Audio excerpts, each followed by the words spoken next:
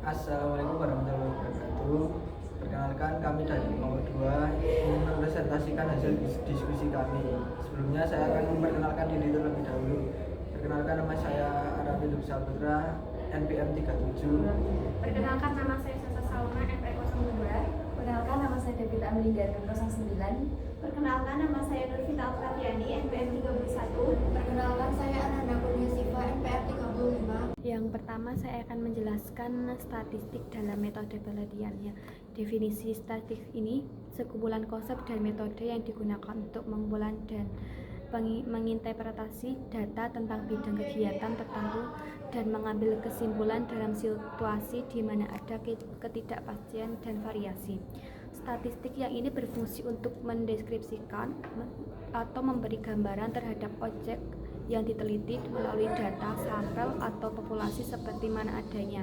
Tanpa melakukan analisis ini dapat membuat kesimpulan yang berlaku untuk umum. Statistik mempunyai banyak pengertian, di antaranya seperti sebuah metode yang digunakan untuk menarik kesimpulan yang masuk akal dari suatu data.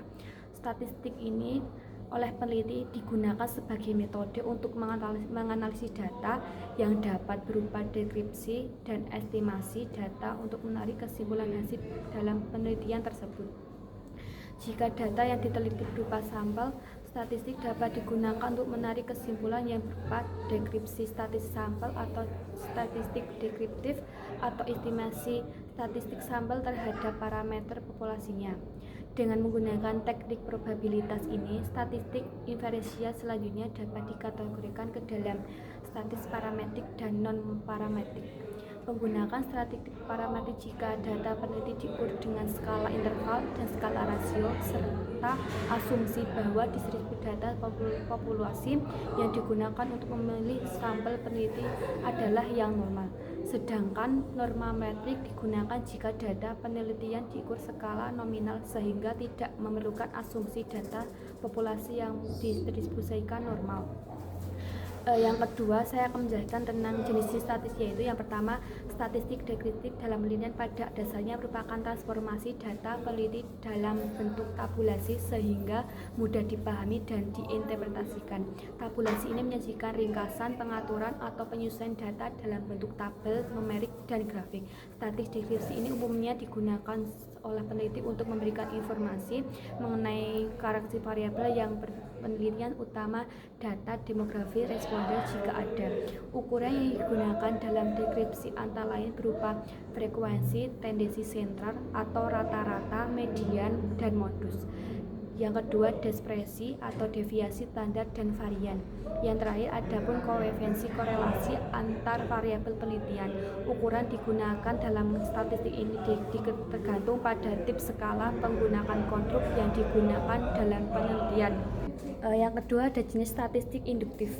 Ini yang digunakan untuk menginterpretasikan hasil-hasil atau menghitung statistik yang diperoleh dari sampel untuk mengestimasi atau menduga parameter populasi. Pendugaan ini parameter populasi dan pengujian dalam metode penelitian. Proses statistik induktif ini dimulai dengan mengumpulkan data dari sampel yang representatif dengan memastikan bahwa dapat mencerminkan karakteristik populasi yang lebih besar. Untuk pemilihan sampel tidak tepat dapat menyebabkan kesimpulan yang tidak efektif dan tidak akurat.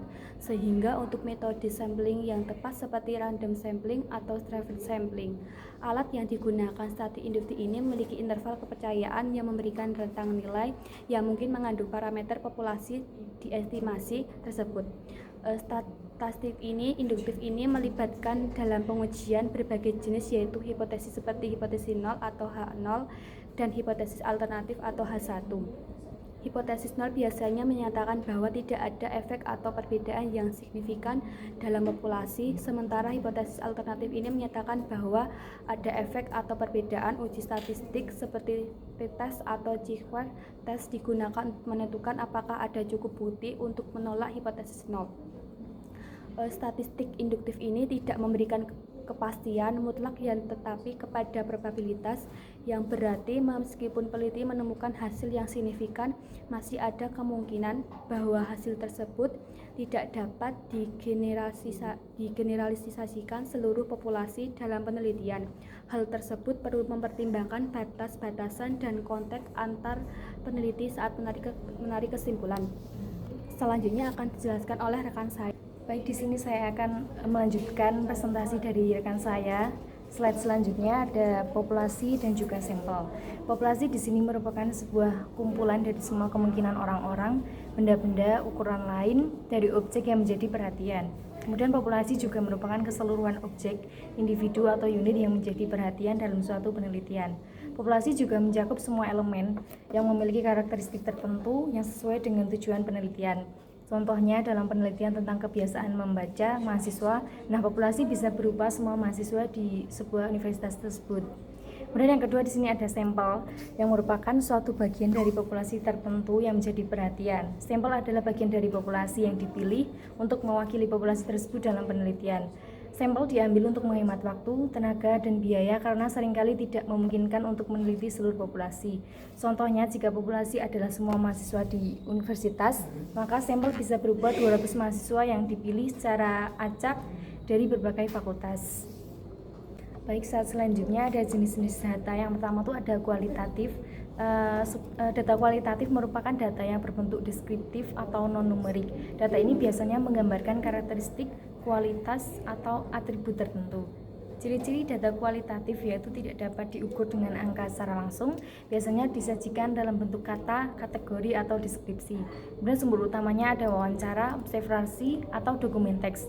Jenis data kualitatif ada dua, yang pertama itu ada data nominal dan juga data ordinal. Untuk contoh penggunaannya yaitu studi tentang persepsi masyarakat terhadap kebijakan tertentu. Dan yang kedua ada kuantitatif. Data kuantitatif merupakan data yang berbentuk angka dan dapat diukur atau dihitung. Data ini sering digunakan untuk analisis statistik tersebut. Kemudian ciri-ciri data kuantitatif itu dapat diolah secara matematis, bersifat objektif karena hasilnya berdasarkan pengukuran. Kemudian sumber utamanya ada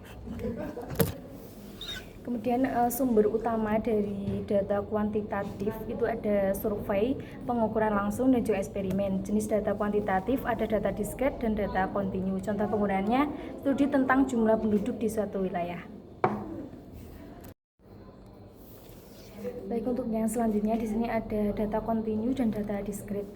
Data kontinu yaitu data statistik yang angka-angkanya merupakan deretan angka yang sambung menyambung. Nah, untuk contohnya sendiri itu kayak data berat badan dalam kilogram. Kemudian yang kedua ada data diskret, yaitu data statistik yang tidak mungkin berbentuk pecahan. Contohnya seperti data jumlah buku perpustakaan itu dalam buah. Selanjutnya di sini ada penggolongan bentuk data statistik berdasarkan bentuk angkanya. Yang pertama itu ada data tunggal.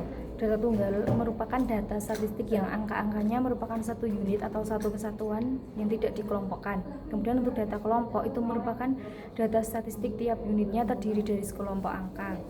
Kemudian untuk berdasarkan waktu pengumpulannya, yang pertama ada data seketika, yaitu data statistik yang mencerminkan keadaan pada suatu waktu saja. Kemudian yang kedua ada data urutan waktu, yaitu data statistik yang mencerminkan keadaan dari waktu ke waktu secara berurutan. Sekian dari saya, terima kasih. Sumber data primer. Data primer merupakan data asli yang diperoleh langsung oleh peneliti dari sumber pertama atau langsung dari responden. Data primer ini dikumpulkan khusus untuk menjawab tujuan penelitian yang sedang dilakukan. Ada beberapa ciri-ciri data primer, yaitu yang pertama dikumpulkan langsung oleh peneliti, yang kedua metode pengumpulan meliputi wawancara, kuesioner, survei atau observasi langsung, yang ketiga memiliki tingkat keaslian dan relevansi yang tinggi dengan penelitian, sebagai contoh seperti hasil survei tentang preferensi konsumen terhadap merek tertentu atau wawancara dengan pelaku usaha untuk mengetahui strategi bisnis mereka. Yang kedua, data sekunder. Data sekunder merupakan data yang telah dikumpulkan dan dipublikasikan sebelumnya oleh pihak lain. Peneliti menggunakan data ini untuk mendukung atau melengkapi penelitian tanpa harus mengumpulkan data secara langsung. Ciri-ciri data sekunder yaitu data sudah tersedia dan biasanya berasal dari laporan, buku, artikel, atau basis data online dan lebih hemat waktu dan biaya. Tetapi mungkin kurang spesifik atau tidak sepenuhnya sesuai dengan tujuan penelitian.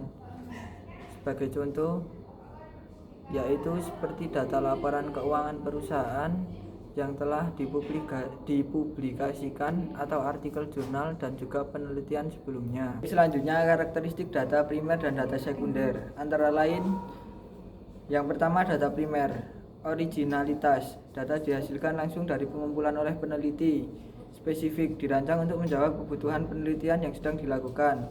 Fleksibel, peneliti dapat menyesuaikan metode pengumpulan sesuai dengan kebutuhan. Yang kedua, data sekunder. Data tidak asli, data dihasilkan oleh pihak lain dan bukan peneliti langsung. Umum, dikumpulkan untuk tujuan yang mungkin berbeda dari penelitian peneliti. Mudah diakses, seringkali tersedia dalam bentuk publikasi baik fisik maupun digital. Selanjutnya saya akan menjelaskan terkait dengan jenis data menurut skala pengukuran. Yang pertama ada skala nominal yang merupakan skala yang paling lemah atau paling rendah di antara skala pengukuran yang ada. Skala nominal ini hanya bisa membedakan benda atau peristiwa yang satu dengan yang lainnya berdasarkan nama atau predikat. Skala pengukuran nominal ini digunakan untuk mengklasifikasikan objek, individual, atau kelompok dalam bentuk kategori.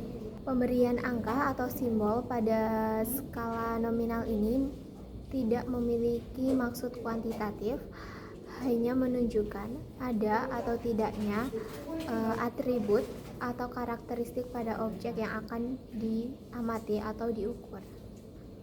Misalnya pada jenis kelamin diberi kode 1 untuk laki-laki dan kode 2 untuk perempuan.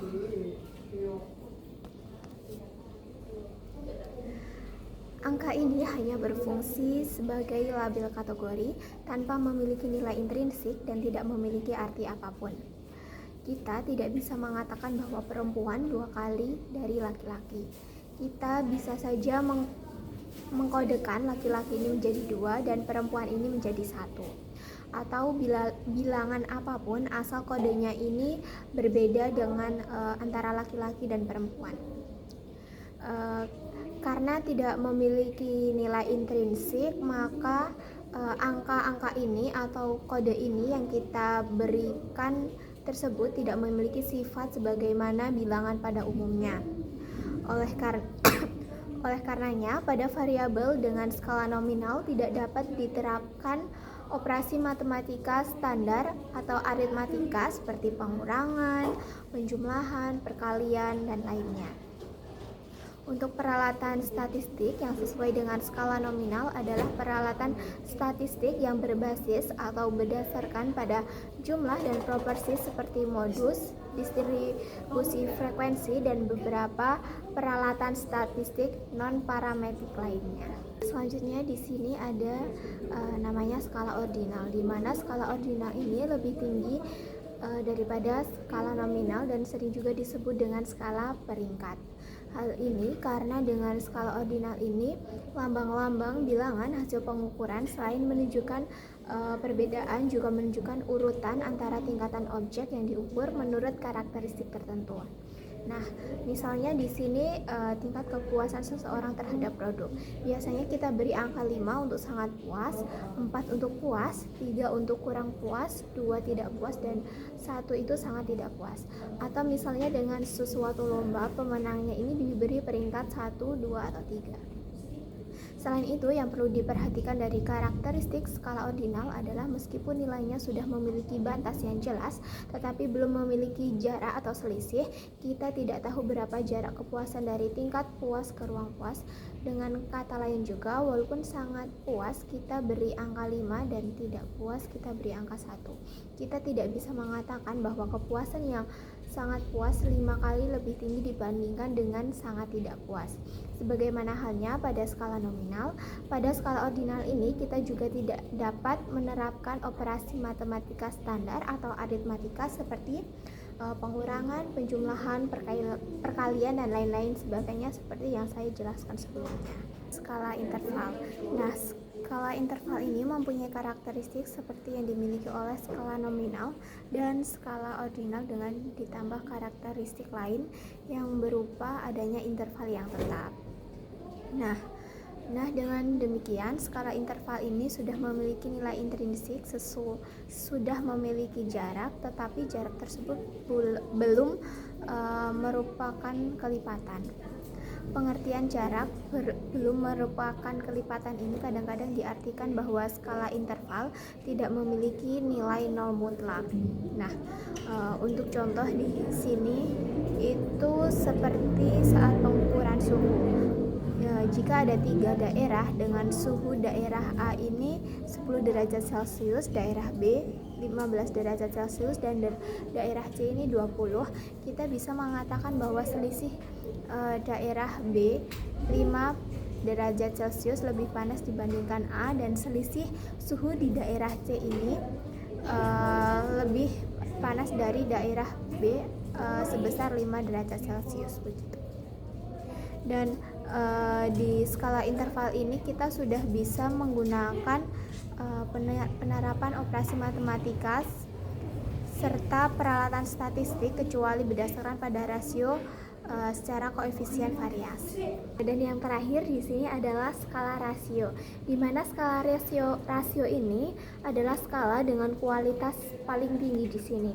Pada skala rasio ini terdapat semua karakteristik skala nominal, ordinal, dan skala interval ditambah dengan sifat adanya nilai nol yang bersifat mutlak. Nilai nol ini memiliki arti adalah nilai dasar yang tidak bisa diubah meskipun menggunakan skala yang lain.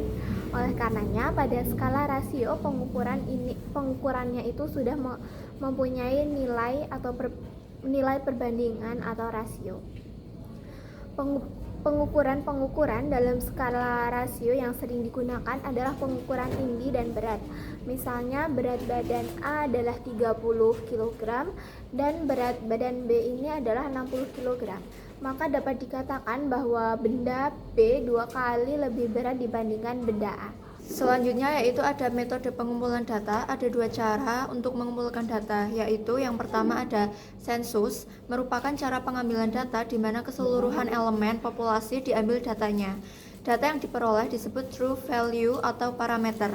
Sensus biasanya dilakukan oleh pemerintah atau lembaga resmi untuk mendapatkan data lengkap tentang kondisi penduduk, ekonomi, atau aspek lainnya. Ada jenis-jenis sensus, diantaranya ada sensus penduduk dengan mendata jumlah penduduk, demografi, dan juga sosial ekonomi. Dan yang kedua sensus ekonomi, mendata kegiatan ekonomi dan usaha. Yang ketiga sensus pertanian, yaitu mendata sektor pertanian dan peternakan. Dan yang keempat ada sensus perumahan, yaitu mendata kondisi tempat tinggal masyarakat. Yang kedua ada sampling, yaitu merupakan cara pengambilan data di mana yang diambil datanya adalah elemen sampel dari suatu populasi data yang diperoleh disebut estimate value atau statistik. Metode ini lebih efisien untuk penelitian dengan populasi yang besar. Jenis-jenis sampling itu ada probability sampling. Yang pertama ada simple random sampling, yang kedua ada stratified random sampling, yang ketiga ada systematic sampling, dan yang keempat ada cluster sampling. Yang kedua ada non-probability sampling. Yang pertama itu ada purposive sampling, yang kedua convenience sampling, yang ketiga quota sampling, dan yang keempat snowball sampling. Selanjutnya itu ada kelebihan dan kekurangan sensus dan sampling. Yang pertama itu kelebihan dari sensus, ada data yang lebih akurat, lalu menunjukkan semua karakteristik dari populasi. Yang ketiga ada sangat berguna untuk perencanaan pembangunan jangka panjang. Yang keempat dapat digunakan sebagai data dasar untuk penelitian lanjutan. Dan yang kelima mengurangi tingkat kesalahan dalam pengambilan kesimpulan. Selanjutnya ada kekurangan dari sensus. Yang pertama membutuhkan biaya dan waktu yang lebih lama. Yang kedua waktu pelaksanaan yang lama dan memerlukan tenaga kerja dalam jumlah banyak. Lalu proses pengolahan data lebih rumit dan tidak efisien untuk pengambilan keputusan yang mendesak. Selanjutnya ada kelebihan dari sampling. Yang pertama ada waktu pendataan yang lebih cepat, yang kedua lebih hemat biaya, yang ketiga cukup akurat, yang keempat dapat diandalkan berulang kali untuk monitoring, dan yang kelima lebih mudah dalam kontrol kualitas data. Selanjutnya kekurangan dari sampling.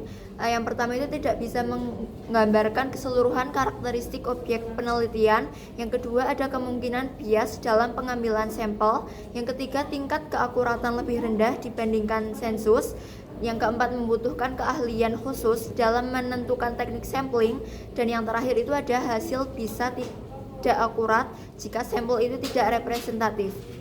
Mungkin cukup sekian presentasi dari kelompok kami. Jika ada kurangnya kami mohon maaf.